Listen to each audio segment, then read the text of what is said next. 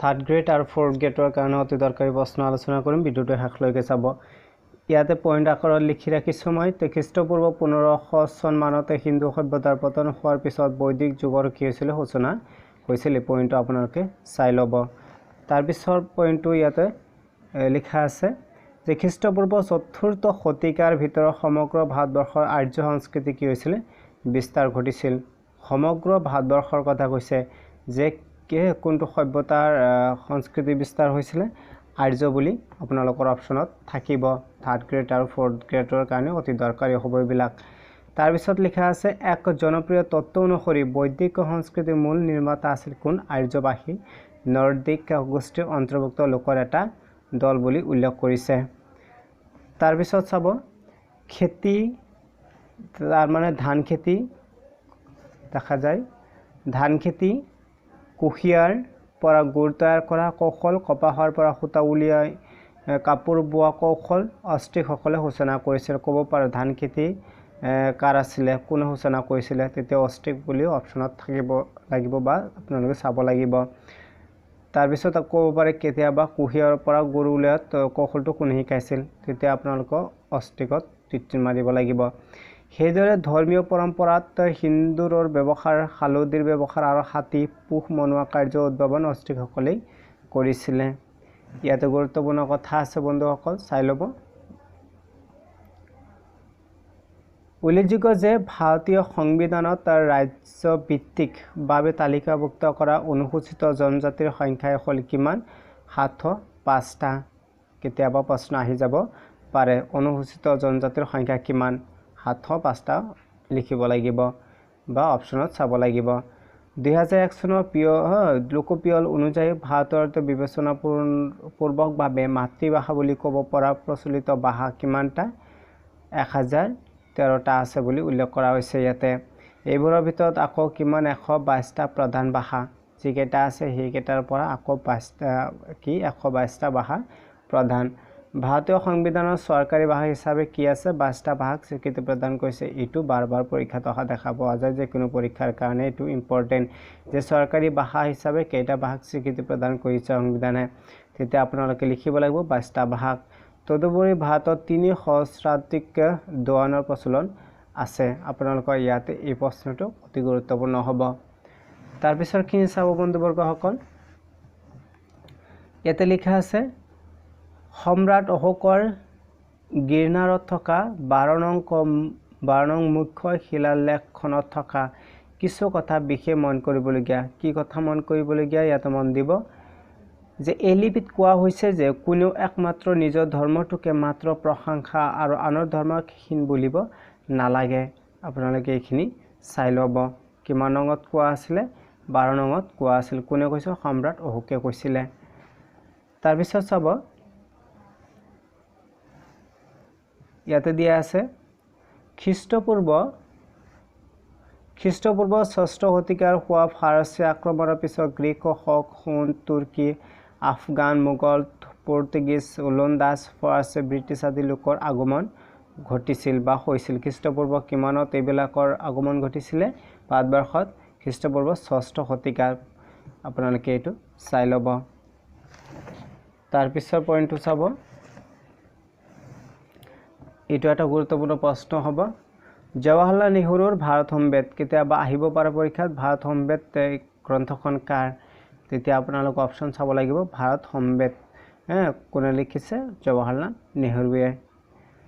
তাৰপিছত এইফালে চাব পৰীক্ষাত আহিব পাৰে কুটিলৰ কি অৰ্থশাস্ত্ৰ, পৰীক্ষাত আহিব পাৰে অৰ্থশাস্ত্ৰ কাৰ কুটিলৰ বুলি আপোনালোকে লিখিব লাগিব। তাৰপিছত ইয়াতে চাব কলখনত ৰাজতৰংগিনী কাৰ, তেতিয়া আপোনালোকৰ অপশ্যনত কলখন বুলি চাব লাগিব। তাৰপিছত চাব এইফালে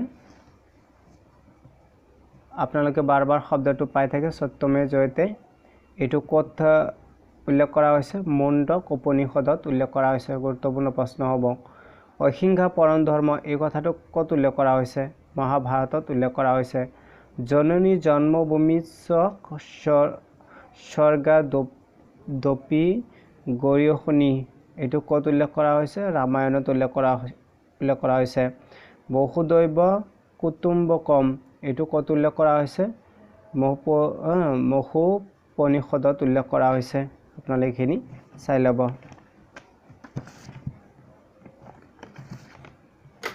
তাৰ পিছৰখিনি চাব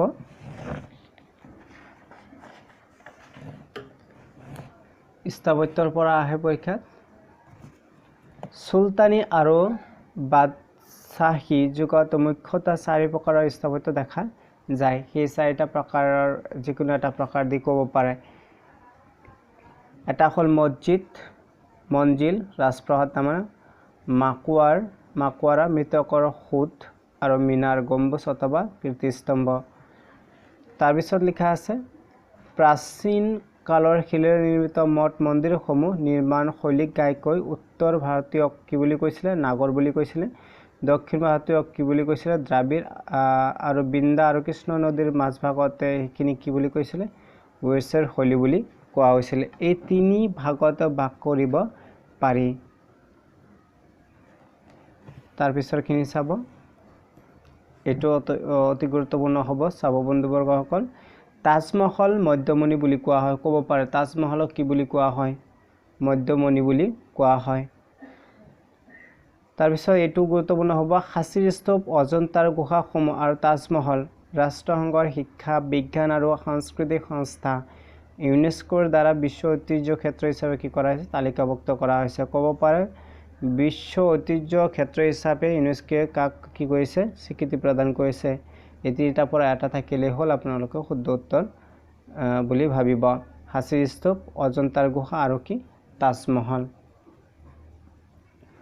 তাৰ পিছত চাব তা বুদ্ধৰ ইয়াতে বুদ্ধৰ বিষয়ে দিয়া আছে অলপ গান্ধাৰ এটো ক'ত আছে গান্ধাৰ উত্তৰ পশ্চিম পাকিস্তান তথা পূব আফগানিস্তান অঞ্চলত বিকশিত হৈ আছে গান্ধাৰ শিল্পকলা মথুৰাৰ শিল্পকলা আৰু এটা হ'ল অমৰাৱতী শিল্পকলা নামেৰে তিনিটা কি আছে প্ৰধান ভাগত ভাগ কৰিব পাৰি তেনেকুৱা শিল্পকলা কলা কেইটা আছে তিনিটা আছে ভালদৰে চাব গান্ধাৰ এটা আৰু পিছত মথুৰা এটা আৰু এটা হ'ল অমৰাৱতী এফালে চাব চিত্ৰকলাৰ পৰা যথেষ্ট প্ৰশ্ন আহিব পাৰে ইয়াতে লিখা আছে অজন্তা গুহা সুধিব পাৰে অজন্তা গুহা ক'ত অৱস্থিত এটা আপোনালোকে মহাৰাষ্ট্ৰত লিখিব লাগিব বাগ ক'ত আছে মধ্যপ্ৰদেশত চিত্ৰনাৱাচল ক'ত আছে তামিলনাডুত আৰমা মলাইটো তামিলনাডুত আদিৰ গুহাৰ দেৱালসমূহত অঁকা হৈছিল এইবিলাকত কি আছে দেৱাল আছে এইবোৰৰ ভিতৰত অজন্তাৰ দেৱালৰ চিত্ৰসমূহ পৃথিৱীৰ বিখ্যাত এইটো ভালদৰে আপোনালোকে চাব যিকেইটা গুহা পালে আপোনালোকে ইয়াতে এইকেইটাৰ ভিতৰত তো অজন্তাৰ গুহাটো পৃথিৱীৰ ভিতৰতে কি বিখ্যাত বুলি সকলোৱে জানে তাৰ পিছত চাব পাৰে যদি এইখিনি আপোনালোকে স্ক্ৰীনশ্বট মাৰি নোটছ আকাৰত লিখি ল'ব ক্লাছ 10ৰ কিতাপ এইটো তাৰ পিছত এইখিনি আপোনালোকে চাব ঘৰৰখিনি ইয়াতে লিখা হৈছে খ্ৰীষ্টপূৰ্ব 200 পৰা খ্ৰীষ্টীয় 200 মানৰ ভিতৰত ভৰতমুনিৰ কি আছে ভৰতমুনিৰ নাট্যশাস্ত্ৰ ক'ব পাৰে নাট্যশাস্ত্ৰ কাৰ তেতিয়া লিখিব লাগিব ভৰতমুনিৰ ৰচিত হয় ইয়াত নাটক তাৰ পিছত সংগীত আৰু নৃত্যৰ বিষয়ে কি কৰা হৈছে 6000 শ্লোকত বিভিন্ন নীতি নিয়ম লিপিবদ্ধ কৰা হৈছে ক'ব পাৰে মুনিৰ নাট্যশাস্ত্ৰতে কেইখন শ্লোক উল্লেখ কৰা হৈছে তেতিয়া লিখিব লাগিব 6000 শ্লোক তাৰ পিছত অতি গুৰুত্বপূৰ্ণ ইয়াৰ পৰা আপোনালোকে চাব কেতিয়া আহি যায় কোনে জানে চৰকাৰী স্বীকৃতিপ্ৰাপ্ত 8বিধ ধ্ৰুপদী নৃত্য আছে চৰকাৰে কেইখন নৃত্যক স্বীকৃতি দিছে 8টা নৃত্যক স্বীকৃতি দিছে আৰু সেইখিনি নৃত্য হ'ল ধ্ৰুপদী নৃত্য সেই 8টা হ'ল সেই 8বিধ নৃত্য হ'ল কথাকলি এটো ক'ত অৱস্থিত ক'ত প্ৰচলিত হৈ আছে মালায়ালমত তাৰ পিছত মালায়ালম বা কেৰালাত দুঠাইত চলে মোহিনীঅট্টম এটো কেৰালাত ভাৰতনাট্যম তামিলনাডু কুচিপুড়ি অন্ধ্ৰপ্ৰদেশ ওড়িশী উৰিষ্যাত কথক উত্তৰ ভাৰত সত্ৰীয়া এটো অসম আৰু মণিপুৰত ইয়াৰ পৰা আপোনালোকে চাব পৰীক্ষাত এটা নিশ্চয় আহি যাব পাৰে ভালদৰে আপোনালোকে চাই ল'ব তাৰ পিছত চাইছো ইয়াতে উল্লেখ কৰা হৈছে এটা ঘৰ দিয়া আছে পতঞ্জলি যোগ পদ্ধতি যম নিয়ম আসন প্ৰাণায়াম প্ৰত্যাহাৰ ধাৰণা ধ্যান আৰু সমাধি নামেৰে অষ্টাংগ যোগৰ বিধান দিয়া হৈছে। যোগবিদ্যাৰ কাৰ্যকাৰিতাৰ প্ৰতি লক্ষ্য ৰাখি 2015 চনত ৰাষ্ট্ৰসংঘই কি কৈছে 21 জুন তাৰিখটো আন্তঃৰাষ্ট্ৰীয় যোগ দিৱস হিচাপে পালন কৰা হয়। ক'ব পৰা আন্তঃৰাষ্ট্ৰীয় যোগ দিৱস কিমান তাৰিখত পালন কৰা হয়? তেতিয়া আপোনালোকে লিখিব লাগিব 21 জুন বুলি লিখিব লাগিব। তাৰ পিছত চাব উত্তৰ পূৰ্বাঞ্চলৰ পৰা আছে কিছুমান প্ৰশ্ন। উত্তৰ পূৰ্বাঞ্চল শব্দটো ঔপনিৱেশিক ব্ৰিটিছ শাসকসকলে উদ্ভাৱন কৰিছিল। ক'ব পাৰোঁ উত্তৰ পূৰ্বাঞ্চল শব্দটো পোনপ্ৰথমে কোনে ব্যৱহাৰ কৰিছিল? এইটো ব্ৰিটিছ সকলেই ব্যৱহাৰ কৰিছিল। তাৰ পিছৰ প্ৰশ্ন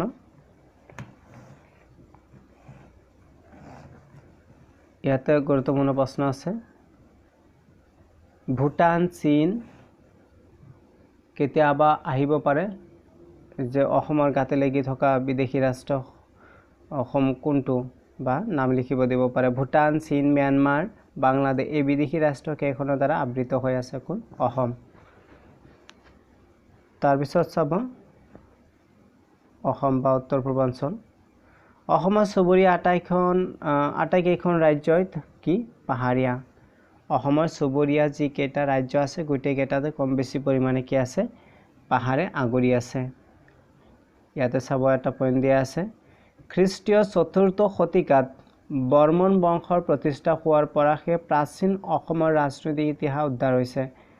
কিমান শতিকাৰ কথা কৈছে? 4ৰ্থ শতিকাৰ বৰ্মন বংশ কি হৈছিল? প্ৰতিষ্ঠা হৈছিল। তেতিয়াৰ পৰা ৰাজনৈতিক ইতিহাস কি হৈছে? উদ্ধাৰ হৈছে বুলি উল্লেখ কৰিছে ইয়াতে। তাৰপিছত চাব নগাসকলৰ একাংশৰ মাজত নৃগোষ্ঠীৰ উপাদান পোৱা গৈছে। নৃগোষ্ঠীৰ উপাদান ক'ত পোৱা যায়? নাগাসকলৰ মাজত পোৱা যায় বা নাগালেণ্ডত পোৱা যায়। ইয়াতে চাব মেঘালয়ৰ খাচীয়া লোকসকল অষ্ট্ৰিক গোষ্ঠীৰ লোক। ক'ব পাৰে মেঘালয়ত কেনেকুৱা গোষ্ঠীৰ লোক পোৱা যায়? অষ্ট্ৰিক গোষ্ঠীৰ লোক পোৱা যায়। তাৰপিছত চাব হৰ্ণবিল উৎসৱ প্ৰায় সকলো নগা গোষ্ঠীৰ লোকে অংশগ্ৰহণ কৰে। নগাসকলে ধনেশ পক্ষীক এক ত্ৰাণকৰ্তা পবিত্ৰ জীৱ হিচাপে বিবেচনা কৰে। তাৰপিছত চাব ইয়াতে গুৰুত্বপূৰ্ণ প্ৰশ্ন এটা আছে। মেঘালয়ৰ সমাজ ব্যৱস্থা হ'ল কি? মাতৃতান্ত্ৰিক। ক'ব পাৰে তলত দিয়া কোনটো মাতৃতান্ত্ৰিক সমাজ ব্যৱস্থা থকা এখন ৰাজ্য?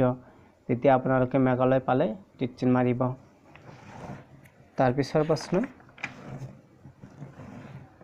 মিজো শব্দৰ অৰ্থ হ'ল কি? পাহাৰৰ বাসিন্দা। ক'ব পাৰে মিজো শব্দৰ অৰ্থ কি? তেতিয়া পাহাৰৰ বাসিন্দাত আপোনালোকে টিক মাৰিব। 1973 চনৰ পৰা মিজোসকলে তেওঁলোকৰ পৰম্পৰাগত চপচৰ কোট। ক'ব পাৰে চপচৰ কোট যিটো উৎসৱ আছে এইটো কাৰ? আপোনালোকে মিজোসকলক দিব লাগিব। এইটো মিজোসকলৰ কি উৎসৱ? এইটো কিমান চনৰ পৰা আৰম্ভ কৰিব দিছে? 1943 চনৰ পৰা। তাৰপিছত চাব অসমত আৰ্য অনাৰ্য সকলোৰে সম্বন্ধিত অৱদানেৰ এক সংমিশ্ৰিত সংস্কৃতিৰ কি হৈছে? উৎপত্তি হৈছে। কিহৰ জৰিয়তে উৎপত্তি হৈছে? অসমত আৰ্য আৰু কি অনাৰ্য আপোনালোকে চাব লাগিব। দুয়োটাৰে কি আছে? অৱদান আছে। অসমৰ প্ৰাচীন নাম কি আছিলে? প্ৰাগজ্যোতিষ আৰু কামৰূপ আছিলে। ক'ব পাৰে অসমৰ পুৰণি নাম কি আছিলে? প্ৰাগজ্যোতিষপুৰ বুলি আপোনালোকে উল্লেখ কৰিব লাগিব। আৰু লগতে কি নাম আছিলে? কামৰূপ আছিলে। ৰামায়ণ মহাভাৰত বিষ্ণু পুৰাণ কালিকা পুৰাণ যোগিনী তন্ত্ৰ হিউৱেন চাঙৰ টোকা অসমৰ প্ৰাচীন ৰাজবংশসমূহৰ দিনৰ লিপিসমূহত এই নাম দুটা পোৱা যায়। দুটা মানে এটা প্ৰাগজ্যোতিষপুৰ আৰু এটা হ'ল কামৰূপ। ক'ব পাৰে যে কামৰূপ বা প্ৰাগজ্যোতিষপুৰ যিটো নাম আছে এইটো ক'ত ক'ত পোৱা যায়? যিকোনো অপশ্যন এটা দিয়া থাকিব। ৰামায়ণ মহাভাৰত বিষ্ণু পুৰাণ কালিকা তাৰপিছত হিউৱেন চাং টোকা এনেকুৱা যিকোনো এটা থাকিব। আপোনালোকে ইয়াৰ পৰা যিকোনো এটা থাকিলেই টিক চিন মাৰি দিব। তাৰপিছত ইয়াতে আছে গুৰুত্বপূৰ্ণ অসমীয়া ভাষাৰ আধুনিক ৰূপটো অৰুণোদয়ৰ আলোচনীৰ জৰিয়তে বিকশিত হ'বলৈ লয়। আপোনালোকক ক'ব পাৰে যে অসমীয়া ভাষাৰ আধুনিক ৰূপ কিহৰ জৰিয়তে পাইছিলে? তেতিয়া অপশ্যনত চাব লাগিব অৰুণোদয় আছে নেকি? অৰুণোদয়ৰ জৰিয়তে প্ৰকাশ পাইছিল। তাৰপিছত চাইছোঁ অপশ্যনখিনি ইয়াতে গুৰুত্বপূৰ্ণ প্ৰশ্ন কিছুমান আছে, নোটছ আকাৰে আপোনালোকে লিখি ল'ব। শংকৰদেৱৰ কীৰ্তন ঘোষা কাৰ আছিলে? শংকৰদেৱৰ। আৰু মাধৱদেৱৰ কি আছিলে? নামঘোষা। আৰু গুৰু দুজনাৰ বৰগীতসমূহ সৰ্বাধিক কি আছিল? জনপ্ৰিয় আছিল। শংকৰদেৱে ৰচনা কৰা পত্নীপ্ৰসাদ, কালীয় দমন, কেলিগোপাল, ৰুক্মিণীহৰণ, পাৰিজাতহৰণ, ৰামবিজয়, মাধৱদেৱৰ কি আছিলে? এইখিনিৰ ওপৰত কাৰ আছিলে? শংকৰদেৱৰ আছিলে। আপোনালোকে চাই ল'ব। মাধৱদেৱৰ চোৰদৰা, পিম্পৰা গুচোৱা আদি অংকীয়া নাট বিপুল জনসমাগমৰ কি হৈছিল? উপস্থিতিত এইবিলাক কৰিছিল, উপস্থাপন কৰা হৈছিল। কাৰ কোনটো আপোনালোকে চাই ল'ব আৰু লিখি ল'ব। শংকৰদেৱৰ প্ৰথম নাট আছিলে কি? চিহ্নযাত্ৰা। এইটো খুব গুৰুত্বপূৰ্ণ হ'ব। আৰু এইটো ৰচনা কেতিয়া হৈছিলে? চাই লওক। শ্বেক্সপিয়াৰৰ নাট্য সৃষ্টিৰো কি আছিল? আগতেই চিহ্নযাত্ৰা কি কৰিছিলে? ৰচনা কৰিছিলে কোনে? শংকৰদেৱে। এইটো এটা ভাল এটা প্ৰশ্ন হ'ব। তাৰপিছত চাব, ইয়াৰ ভিতৰত ভট্টদেৱে কথাগীতা ক'ব পাৰে। কথাগীতা কাৰ? এইটো ভট্টদেৱ। অপশ্যনত পালে আপোনালোকে টিক চিন মাৰিব। ভাগৱত কথা আৰু ৰত্নাৱলী কথা ৰচনা কৰি অসমীয়া সাহিত্য গদ্য সাহিত্যৰ সূচনা কৰে। গদ্য সাহিত্য সূচনা কৰা প্ৰথমজন ব্যক্তি কোন আছিলে? আপোনালোকে ভট্টদেৱ লিখিব লাগিব। ভাগৱত কথা হওক, ৰত্নাৱলী, এইবিলাক কোনে ৰচনা কৰিছে? লিখিছে ভট্টদেৱেই লিখিছে। তাৰপিছত চাব, 1800 ক'ব পাৰে অৰুণোদয় কেতিয়া প্ৰকাশ পাইছিলে? 1846 চনত অৰুণোদয় কি হৈছিল? কাকত যিটো আছে এইটো প্ৰকাশ পাইছিল।